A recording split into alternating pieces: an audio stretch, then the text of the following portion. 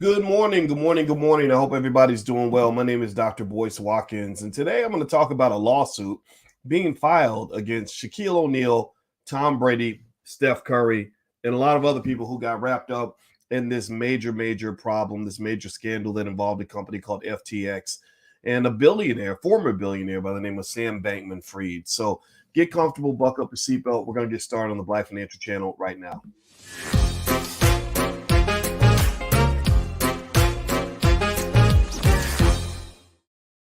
Good morning, good morning, good morning. Welcome to the Black Financial Channel. That's theblackfinancialchannel.com. My name is Dr. Boyce Watkins. I am your friendly neighborhood finance professor. On the Black Financial Channel, we talk about Black wealth and Black economics every single day, sometimes as much as 10 times a day under one condition. The condition is that we are Black first. Black first means we put our community at the top of our priority list. Black first means that we educate our kids. Black first means that we believe in Black people being the most economically intelligent people on the planet. You're not, the Jewish people are not better than you, so stop believing that. Black first also means that we believe in the be one philosophy, which means we must be one to be successful. That means be one with yourself, be one with your culture, be one with your family.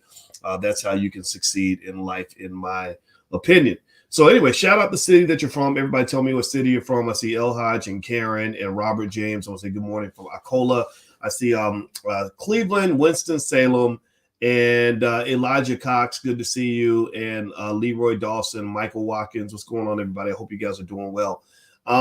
Now, so as we get started, first thing I want to say really quickly is I want to warn everybody, if you get a message from someone that looks like me saying inbox me or here's my crypto I'm selling to you, I need you to know that that's not me. That is not me. I do not have a WhatsApp that you can call to learn about crypto that I'm going to sell to you. And I have to warn you of that because there are lots of scammers out there that take advantage of people when they get a big platform. We have a few million people that follow us here, and unfortunately, they take advantage of people. So if you see those accounts, please report them because they're fraudulent.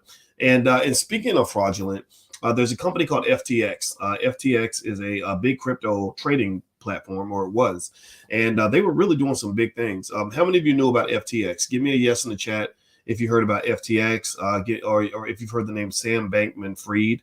Sam Bankman-Fried is this really squirrely, weird-looking white boy who was apparently pretty smart. I mean, he was able to be a billionaire at the age of 30 years old or something like that. He was actually born in 1992. When you're my age, 1992, that's hilarious because I remember 92. It was a good year. And so Sam Bankman-Fried was this young genius who went to MIT and everything else. I believe that's where he went to school. And everyone kind of gave him a lot of credit for being just one of the smartest guys in crypto. Even I thought that maybe he'd figured a few things out because when everybody else was crashing and burning, he wasn't. He was actually able to go in and make acquisitions of failed companies during the latest crypto winter, which is a really big deal. In case you don't know, it's during crashes and when the market breaks down that a lot of people make a lot of money, right? So like Warren Buffett has made tens of billions of dollars during the worst economic times. And I'm going to show you guys a picture of Sam Bankman-Fried. There's his picture. I told you he's a squirrely looking white boy. He's kind of weird looking, he's got that crazy hair. And so Sam Bankman-Fried ran FTX and he looked like he was doing really well. And it turned out that he wasn't. The company ends up going bankrupt. And in fact, I'll give you a little background on Sam Bankman-Fried, and then I'm going to explain to you why Shaquille O'Neal, Steph Curry, Tom Brady, and all these other celebrities are being dragged into court with him. So according to the Wikipedia page, they state Sam Bankman-Fried was born March 6, 1992. So he's 30 years old. He's the founder and former CEO of FTX, a cryptocurrency exchange. FTX.US, its U.S. affiliate, and Alameda Research, a quantitative cryptocurrency trading firm. FTX experienced a solvency crisis in late 2022, which led to a collapse of FTX's native currency, FTT. Amid the crisis, Bankman-Fried announced that he would wind down operations at Alameda Research and resign as CEO of FTX, which filed for Chapter 11. They don't finish the story, which could end with him going to jail or something because this guy, he's in a lot of trouble. A lot of people are really mad at him, as they should be. He lost a ton of money. They said his net worth peaked at $26 billion. In October 2022, he had an estimated net worth of $10.5 billion. However, on November 8th, 2022, amid FTX's solvency crisis, his net worth was estimated to have dropped 94% in a day to $991.5 million, according to Bloomberg's Billionaires Index, the largest one-day drop in the index's history. By November 11, 2022, the Bloomberg Billionaires Index considered Bankman-Fried to have no material wealth. So this guy went from having $26 billion in net worth to literally having less money than every single person in this podcast. Literally, congratulate yourselves because right now you are richer than the white boy that's on the screen. and just a month ago, you would have been happy to be friends with him. You'd have been excited about doing business with him because he was worth $26 billion. Now you have more money than him. He would have to borrow money from you if he wanted to make a trip to McDonald's, theoretically speaking. So Sam Bankman-Fried apparently, took some risks that were unnecessary and drove the company into the ground. And he's been vilified. And as a result of that, a lot of people are getting hurt. And what's interesting to me now, of course, I took great interest in this because when I was working on my PhD, it's so funny. There was an article somebody wrote where they quoted me, and they quoted me as a former academic or an ex-professor. I'm not a former academic. I'm still an academic. Once you get a PhD, you have the PhD for life. So I'm always an academic. I'm not a former professor. I'm more of a professor than I've ever been because I teach more people than I've ever taught in my life. So so anybody who ever writes an article about me, don't use X, don't use former. I ain't X nothing. I'm currently a professor. I'm currently an academic. I just teach my own people now. I used to teach, a lot of white and Jewish and Asian kids at Syracuse University, and they were very nice people. But now I teach Black people. What's more important on this earth than to be a professor teaching Black people? Can you tell me a more important role I could take as a professor? I can't think of one. So I want to just throw that out there. But with that said, when I was working on my doctoral work, I remember one of the things I spent a lot of time studying, I worked under this guy named Renee Stoltz. Renee Stoltz is at The Ohio State University. He makes millions of dollars a year. I think he's one of the highest paid people in the entire faculty there because he's one of the world's leading experts in risk management. He's one of the world's leading experts in spotting and identifying situations just like this. He's like the doctor that can spot the cancer before it becomes terminal. And so what I'm really thinking about when I see this whole situation is that this was a big issue because this didn't just affect Sam Bankman-Fried or just affect his company. This affected the credibility of the entire industry. It affected everything. It was like, to find out that Sam Bankman-Fried was going bankrupt is like finding out that Michael Jordan doesn't know how to play basketball, or that LeBron James can't dribble and can't shoot. And he was never a good basketball player. We just thought that he was. And then you're like, well, wait a minute. If LeBron sucks, then what does that say about everybody else who's on the court with him? And so Sam Bankman-Fried was kind of the poster child for crypto. He was the guy that was carrying the banner for crypto in the middle of the crypto winter. He was going around and he was rescuing companies. He was positioning himself as the unofficial Federal Reserve of the crypto industry. So you got to understand the gravity of FTX going down. The gravity is, imagine if the Federal Reserve goes bankrupt. That's different from Merrill Lynch going bankrupt. Like, that's one company in the middle of an ecosystem. It's another thing when the leader of the ecosystem, the savior of the ecosystem, goes down. So Bankman-Fried is taking down a lot of people with him.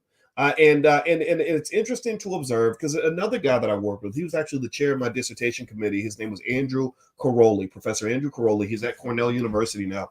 And now his expertise really complemented Renee Stoltz in the sense that while Renee was an expert on risk management, Andrew was an expert on financial contagion. Financial contagion works just like a virus. Achoo, I sneeze, you get sick, everybody else gets sick, and the virus spreads. Well, in this particular case with FTX, this was a horrific example of extreme financial contagion because FTX was a super spreader. FTX going bankrupt is like a good-looking man with a terrible STD who that everybody was trying to have sex with. Everybody in the crypto industry was raw dogging with FTX. Go look it up. Everybody wanted, because there's another phenomenon going on here. This was another person on my dissertation committee. His name was David Hirschleifer. David Hirschleifer, his area of expertise was herding, financial herding, that investors behave like sheep. So what happens is a lot of CEOs and a lot of company leaders and a lot of fund managers, they just follow the crowd. They follow the crowd. So while FTX is the handsome guy with the horrible STD, the financial STD, I wrote about financial STDs in my book, Financial Lovemaking. If you ever want to see like some weird analogies to help you understand economics, Financial Lovemaking might be a fun book to read if you want to read it. It's on Amazon somewhere. But so you've got this handsome man with a horrible STD that everybody wants to have sex with. And so he's Nick Cannon. He's getting everybody pregnant. Everybody's getting pregnant with these little infected babies. And then suddenly you find out that this dude was Magic Johnson, that he didn't just have the disease that was hidden, but he was giving it to everybody. And because of the herding effect, every company wanted to date FTX. Every company wanted to get in bed with FTX. All of these like major players in the financial industry, I'm talking about established players with stellar reputations, were like, I want a piece of that. I want a piece of that. All these celebrities were getting on board. I want a piece of that. Shaquille O'Neal, I want a piece of that. Tom Brady, I want a piece of that. They're naming sports arenas out there. I want a piece of that. Everybody wanted a piece of FTX. So the FTX bankruptcy is a crazy example of financial contagion because, Lord Jesus, they literally were connected to everybody. Everybody. I mean, if there has ever been, let me just say this, there's never been an event in the history of crypto that has been a greater threat to the existence of crypto. Like, this is an existential sort of calamity here. It's just so many people are connected. And the thing is, now that FTX has gone down, everybody's like lying about it. They're like, I ain't slept with him. I would never mess with nobody like that. I'm smarter than that. But then they secretly go into the doctor to go get a checkup. They're like, damn, do I got it too? Right? And this is funny, because I'm going too far with my analogies, but I don't know. I hope it helps. I hope it helps you understand it. This is how weird I am. I just see things in different ways. But I remember when Magic Johnson, made the announcement that he actually did have that disease. And a lot of people were thinking about Magic, like, poor Magic. This is sad for Magic and his family. Poor Cookie, right? Because we know Cookie was laying down with Magic. Cookie is Magic's wife. But then there were other people who were thinking, like, what about all the women Magic slept with? All those people Magic slept with, they're all in the community. They're all spreading things, right? And then there were NBA players who said, man, when I found out that Magic had the virus, I just stopped at the side of the road and I just cried and cried and cried. And my friend made a joke. He said, I think the reason that they're crying is because they were all sleeping with the same women. And so I don't know how true that is one way or the other, but that's the issue here with FTX. FTX going down is one thing, but FTX going down was huge because FTX was becoming something that no crypto company had ever become.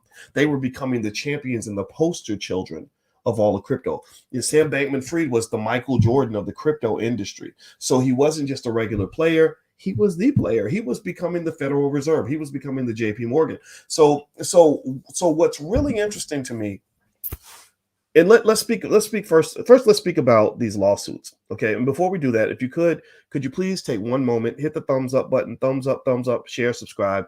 Please make sure you hit the notification bell. The notification bell is really important when you subscribe because that's the only way I can connect with you. Because sometimes you talk a little bit extra black and your channel gets shadow banned and all that. So if you hit the notification bell, you'll be notified. Another backup way for us to connect is for you to text me. Text the word Boyce to 31996. If you text Boyce to 31996, I won't bother you much, but I will let you know when we have something going on that you might want to be a part of, or whatever it may be. You'll be invited into our family. We love educating our people on wealth. And you ain't got to be black to be here. But I am black first. All right. So let's go to the celebrity lawsuits. So Tom Brady, Shaquille O'Neal, Steph Curry, Naomi Osaka, and a few others are all connected to FTX. Again, because everybody wanted to sleep with FTX. Everybody wanted to get in bed with FTX. So all these celebrities were getting massive amounts of money, massive amounts of equity in FTX. I imagine Tom Brady's pretty pissed off. Tom Brady's one of my favorite football players. I just love, I'm sorry, y'all might get mad because he's white, but Tom Brady's a bad boy. I mean, if you're a football fan, you got to be a fan of Tom Brady and his accomplishments. And so Brady, he's probably pissed off for two reasons. One, he's getting a divorce. That right there is going to eat a big chunk of his wealth, maybe half of it. And then on top of that, he's got this FTX debacle. And from what I understand, there are claims that he and his wife had hundreds of millions of dollars tied up into FTX. So a lot of money got lost. And my heart goes out to all the people that put their money on this exchange. A lot of that money isn't coming back because allegedly Sam Bankman-Fried was using investor deposits in order to go make his own investments and whatever in Alameda Research, another company he had that was connected to FTX. That's a big problem. That's where I wonder if someone's going to send him to jail for that. At the very least, somebody's going to catch him on the street and beat his ass because some people lost everything. Now, here's what I want to warn you guys about. Look, here's the deal. You'll never hear about me losing all my net worth because one company went down. You'll never hear about that. The reason you'll never hear about that is because I don't put all my money on one exchange. You don't do that, especially, my Lord, especially not in the world of crypto. What I see in crypto, and I'm going to sound like an old man when I say FTX. What does FTX stand for? Let me see. Yeah, that's a good question. Somebody asked that question. Let me look it up. I don't know. Let me see. What does FTX stand for? FTX stands for. Oh, it's just futures exchange. Okay, there we go. All right, so that's what FTX stands for. All right, so the reason you'll never hear about me losing all my money because one company went bankrupt is because one of the most fundamental rules of investing is that you have to spread your money out. You never ever put all your money in one place. You definitely don't put your money in one company.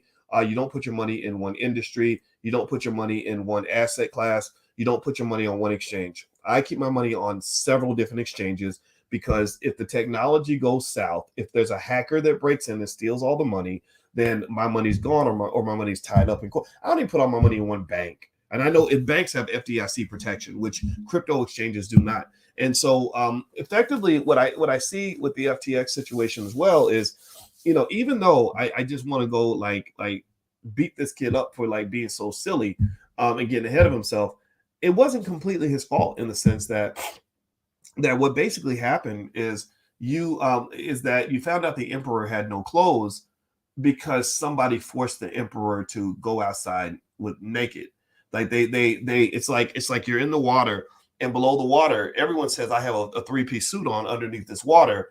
Well, somebody basically pulled the water down and it showed that they didn't have the clothes on, and then suddenly everyone lost faith in this company. Now, do I think that it's a good or bad thing? I don't know. It's life. It's how things work, right? But at the same time, I think that had Sam Bankman-Fried and his investments not been questioned publicly by the head of a rival company called Binance, I don't think any of this would have happened. But this really also reveals the fundamental fragility of crypto. A lot of crypto is driven heavily by investor perception. It's driven heavily by trust, and that trust is fragile in a fragile economy. In this economy, trust is a really hard commodity to hold on to. And once it's gone, then wealth disappears. And in fact, in the Black community, part of the reason our wealth is not what it needs to be is because we don't have trust.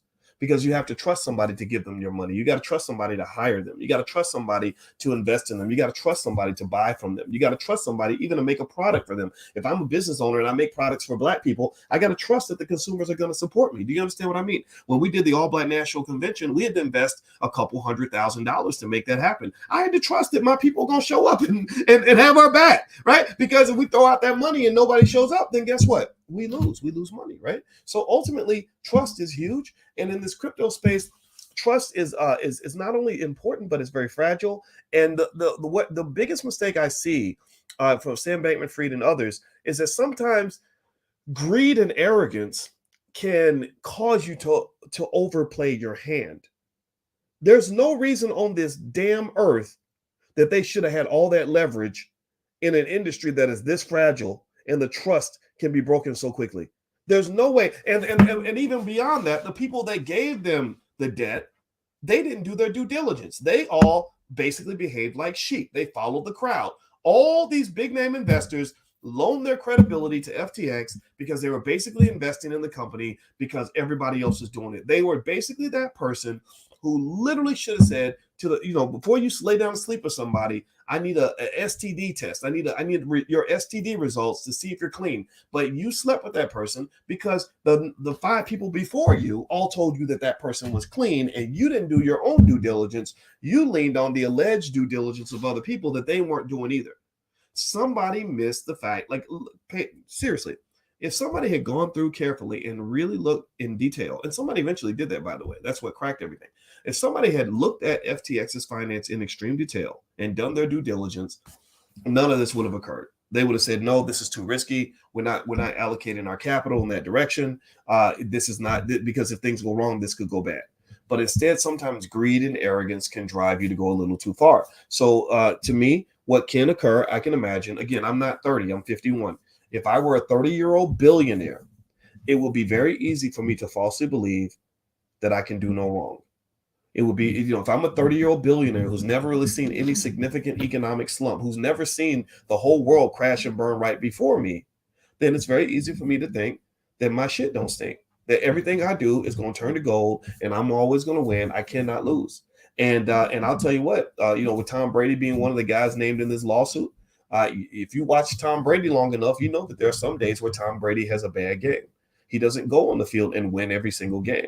He's always preparing and playing to prevent losing the game, right? Because he knows he can lose, and I think that with Sam Bankman-Fried, I wonder if this was a young guy who just thought he could never lose, because $26 billion is a lot of money. And I'm going to tell you what, if I had that kind of wealth at his stage, not to armchair quarterback it, but number one, I think all that leverage was insane. Just because people are willing to loan you money doesn't mean you need to take it. Number two, I would have gotten as much of my money out of crypto as I possibly could. I would have been buying real estate, which is a much more stable investment. I would have been buying stocks in Fortune 500 companies. I would have and that's what I thought he did. That's why I thought that he was able to withstand the crypto winter a little bit better than everyone else, because I said, okay, here's a guy who seems to get it. He seems like a guy that didn't go into excessive greed. He didn't over leverage. He didn't under diversify and put all of his money into crypto. He's not that stupid. He's smart. Well, maybe not. I don't know. I'm not going to sit here and say he's just dumb and crazy and stupid, but I am going to say that he took some risk that is going to cost him for the rest of his life. He may end up going to jail. He hurt a lot of people. And now you're going to see a ton of regulation in crypto, which is going to be very good for crypto. If you want to know what I'm doing, I'm buying lots of Bitcoin, because I believe that eventually when the dust settles, the whole industry is going to be much more stable than it was before, right? So anyway, do me a favor, hit the thumbs up button, thumbs up, share, subscribe. I want to remind everybody, tomorrow night at 8 p.m., Thursday night, we're doing the second week of our options training camp, stock options training camp. Everything from the previous week is recorded, so you can have all of that. So it's not too late to join us. If you'd like to learn about stock options and how to make it work for you, that's what I'm doing right now. I'm doing the stock options training camp. You can go to boycewatkins.com if you'd like to see that, or if you're on Instagram, you hit the link in my bio. And also this weekend, Michelle Walker Davis is an expert on writing grants and getting government contracts, which can be huge. Like, they can literally change your life overnight if you get the right government contract, or if your 501c3 gets a grant, or they even have grants for businesses too. So if that's of interest to you and you want to learn how to break through all of that, then you can actually go to boycewatkins.com. That's the 19th and 20th. And somebody just reminded me that today is Thursday. So actually it's tonight. So sorry, I said tomorrow. I meant to say tonight. My apologies for that. Okay, let me see. I saw somebody said, how liquid is crypto? I think crypto is as liquid as you make it out to be. One of the problems with DeFi and everything else, in my opinion, is that you have companies operating as banks, but they don't have the experience nor the capitalization to actually be well-functioning banks. See, what's happening in crypto, in my view, is nothing but a repeat of what's already happened in the U.S. economy. This is a reminder of things that happened in the broader economy during the Great Depression. So after the Great Depression happened, they came back and said, how do we create trust in the system? That's when they developed, the Federal Reserve as a lender of last resort. That's when they developed things like FDIC protection. They put those things in place because they learned how important trust is to prevent a run on the bank. So ultimately, that's kind of what crypto doesn't have. So If you're going into the DeFi space and you're loaning out, you're staking your crypto and you're getting these really high interest rates, that right there should be a warning sign. Typically, when something seems too good to be true, it probably is. So when they're offering you these really insanely high rates of return, and the bank is only offering you like less than 1%, it's more now, right? Because the Fed has increased interest rates.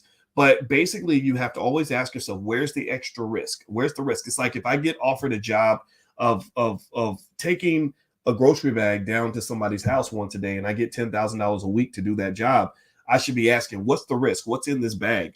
What are the worst things that can happen to me? If you don't ask those questions, then you're not thinking about the issues. Let's see. Somebody says, what do you think about DL Hughley's response to you? I have to go check it out. I don't pay much attention to guys who are employees of the Democratic Party. So no disrespect to DL. We got mutual friends, and I've known DL for a long time. But I don't dislike the guy. I think he's trying to do the right thing. But I personally am a believer that Black people don't have to be tied to any political party unconditionally. I think that if you want to vote Democrat or want to vote Republican, I think that it's your right. But I think that the best way to move forward economically as a people is for us to just not be pre-committed to any political party. Like, I think that we should say, I'll vote for whoever gives me the best deal. And I think that's the best approach.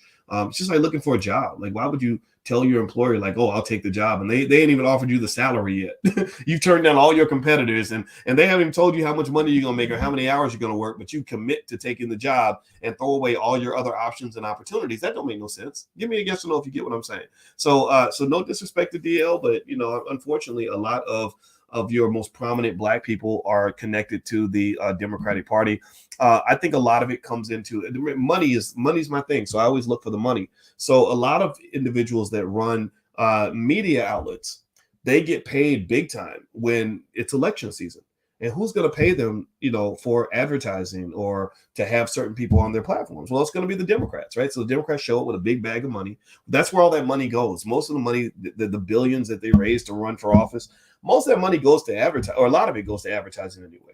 So if you're running a struggling Black media outlet and you need money, to pay your bills, and the Democrats show up with a big old bag of money like Santa Claus, why wouldn't you want to take that money? I get it. I understand. But I think that it needs to be sort of revealed and understood so you can kind of take their words with a grain of salt. I've talked to rappers that told me that they went on certain shows and they were told that they can't mention anything other than the Democratic candidate. That if they even mentioned Bernie Sanders back when Bernie was running, that one guy said they told me that if you even say the words Bernie Sanders, we're going to take you off the air.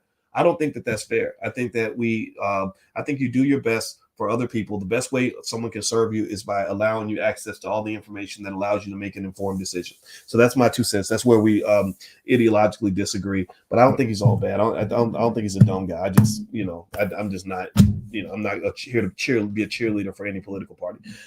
So I'm a cheerleader for you. All right. So in terms of these lawsuits with Shaq and what was it? Shaq, Tom Brady, Naomi Osaka, and there are a few others. Larry David, the creator of Seinfeld. And there's a lot of others in there. I remember Floyd Mayweather and Kim Kardashian were fined for promoting the crypto.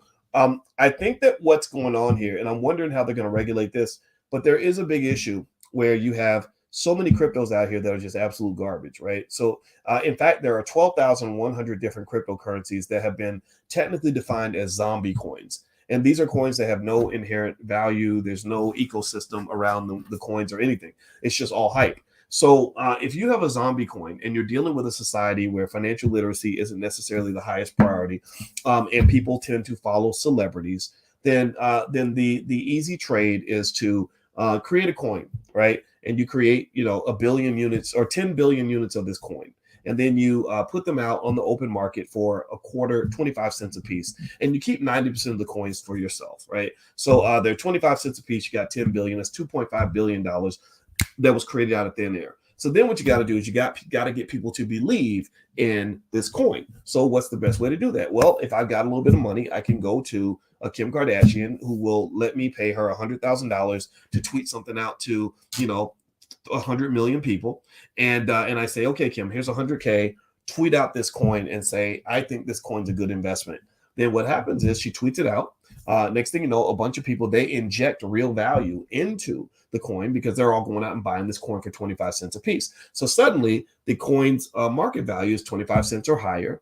And guess what? You've got 90% of the coins. So you literally become a billionaire overnight because you got a couple $1 billion worth of coins that were worthless before Kim Kardashian and her audience breathed life into the coins. So a lot of times the magic of economics, the scary thing about money, and this is actually to some extent kind of true for fiat currency too. Fiat currency is not that far apart from cryptocurrency, but there are subtle differences that kind of just sort of make one safer than the other. But basically, things become real when you believe in them. In Peter Pan, when they asked Tinkerbell, "Are fairies real?"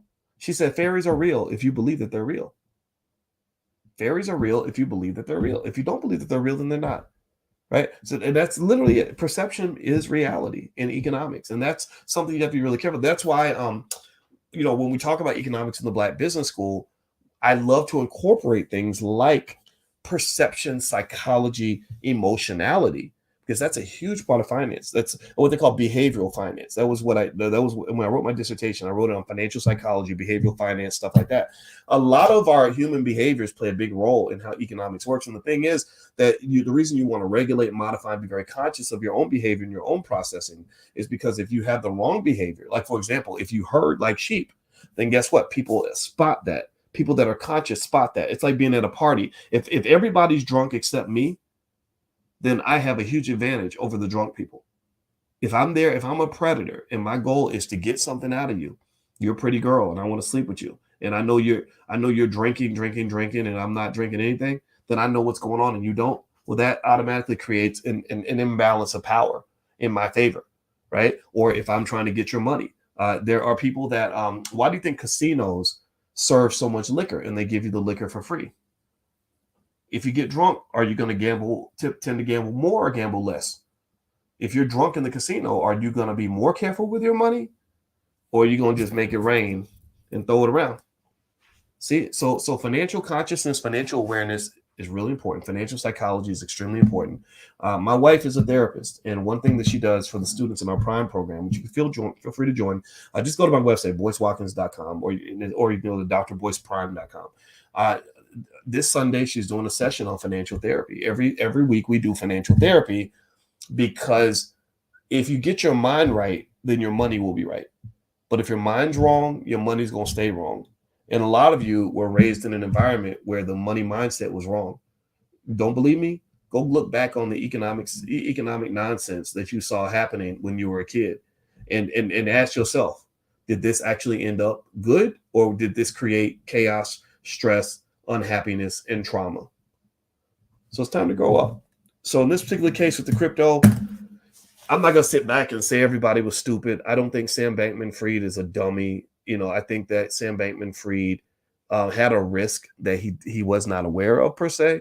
And I just don't understand how on earth you can have such a fragile industry with so much leverage. I just don't get that part. And also, I encourage you, and when it comes to economics, I just believe that you really want to rethink capitalism and your commitment to being a hardcore capitalist, because capitalism is what drives a lot of greed. Again, think about it. If you can make $1 billion a year and stay completely safe, why are you leveraging up trying to make 10 billion a year? Seriously. I mean, you're already big. Why do you got to have the biggest, your junk is big in the bedroom. Why you got to have the biggest junk on the block? Why you got to be the king of the block? If you're making $1 billion a year and you're safe, super safe, no leverage, no nothing, what makes you feel like you got to scale up? Why do you need an extra $9 billion? No, you don't. You don't need more than $1 billion. So ultimately, that's what capitalism does. So capitalism makes us want our company to be the biggest company and the biggest whatever. I say leave that alone, man. Find your financial freedom, find your bliss, find your happiness, find your safe space, and then at that point you can stick right there. So let me see. Howard says, Kanye said, wait till I get my money right before he exercises his plan to cancel his unfair business contracts within the industries. Yeah. Kanye and I talked for a long time about that stuff with Adidas and everything. And I'm going to be honest with you. I hope Kanye doesn't mind me saying this, but I don't agree with him pushing the issue as far as he did. I think that Kanye wasn't mad at all Jewish people. I'm going to say it like that. I think he was mad at certain people he'd done business with, or people that were maybe controlling the music industry. I'm mad at those same people. And I think you could have said it in a way where you take on the vultures in the music industry. I mean, Dame Dash has talked about this for a long time. But if you say it wrong, then every Jewish person on the planet is going to think that you hate them. And I don't think Kanye hates all people who are from a certain ethnicity. I think that he was mad at certain people, and I think that the amount of money he was making from Adidas, $250 million a year is a lot of money. I mean, that's $20 million a month, And what I would love is I wish I had $20 million a month to go and build Black-owned schools all across this country.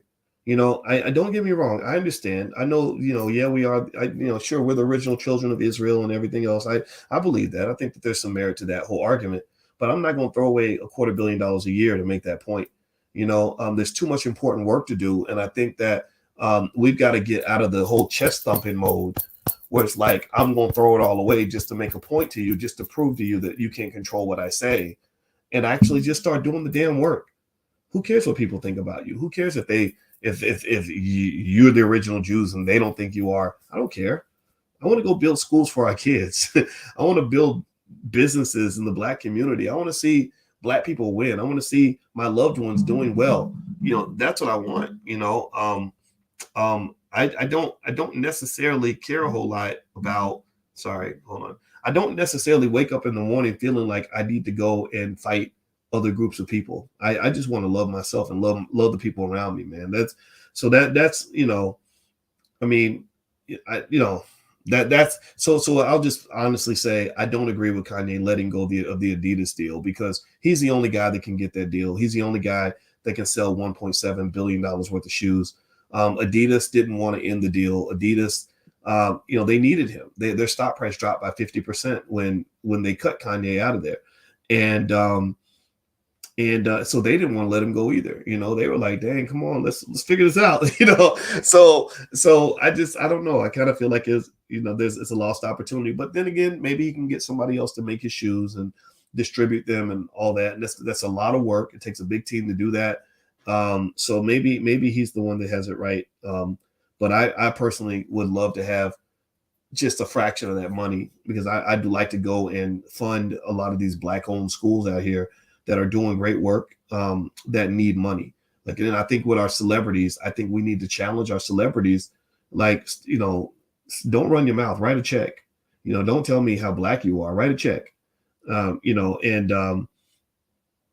all that matters. Like, write a check, do something. Don't go spend $5 million on a sports car and then not be willing to give $5 million to a Black-owned school or to your own community.